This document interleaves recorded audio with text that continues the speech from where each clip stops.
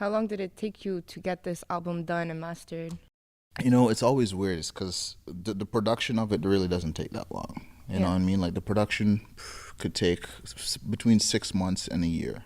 Like just to get it right. And then you just tweak over time while you're waiting for the whole business apparatus or marketing or whatever to like kick in. Okay, maybe I'll change this and change that. But the album's been done for a while. The album's been we mastered it in January, but we recorded the whole thing.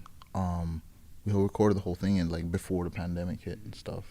Are you going back into the project and saying, "Oh, I can tweak this over here. I can tweak that"? Yeah, I mean, a lot of artists are like that, but like, no, for me, done. it's like it's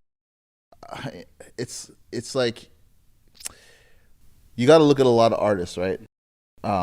Let's do it in terms of like food, right?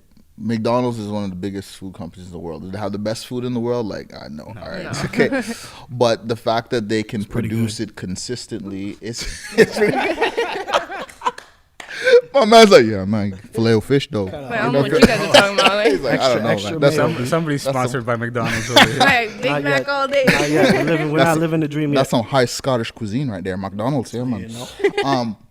No, but like, they put it out consistently and they have a formula, and that's what is success. And that's what, when I was a younger artist, I struggled with that. I was trying to make everything too perfect, just like get everything right, but not realizing that it's like quality and quantity you have to put out and be consistent about it. So at this point, like, yeah, I listen to it, I'm like, man, I should change that, but I've settled into it. I'm like, you know what, I'm gonna change it on the next project. That's the perfect way of thinking of things.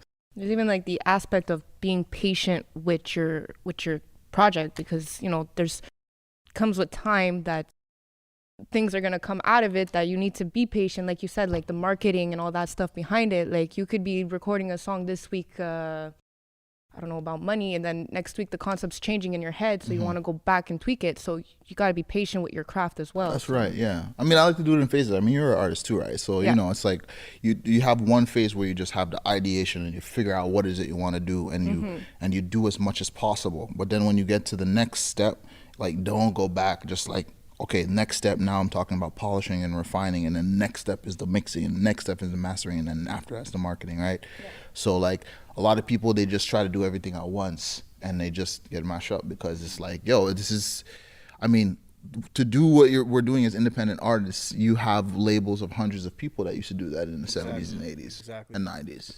It's this new phenomenon of like one guy and his computer and SoundCloud. Literally.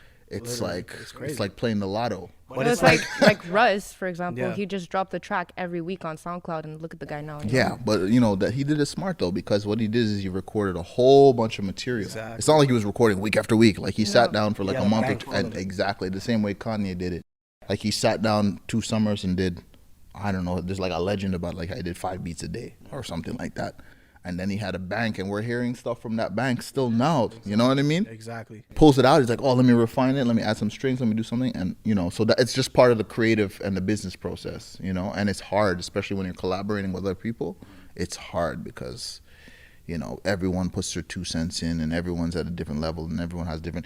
That's the thing with music and art. Everyone's insecurities and everyone's egos come out, egos is a thing. And working with someone else, it's like it has to be tweaked to a certain degree that they like it as much as you like it. Yeah, and sure.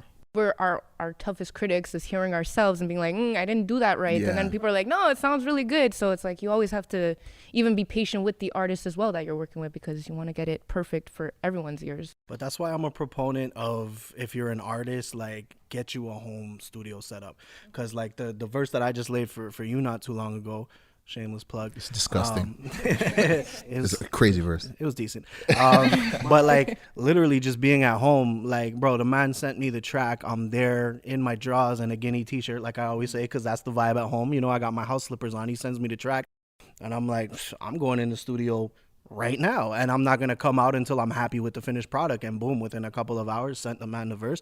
I don't got to worry about booking studio time and being prepared. I know I only have 2 hours to lay the verse, so the performance has to be on point. Like, that's it, bro. You just go until you're good to go. So again, for you aspiring artists who are watching or listening to this, like, put the investment down, get you, $1,500, get you a decent home setup, and bro, it's gonna change your life. Yeah, man, Yeah. that's freedom. It changed my life. It is. And the comfortability you get from being at home, it's no comparison to being in a studio, you know? Exactly. Yeah. It's a major key.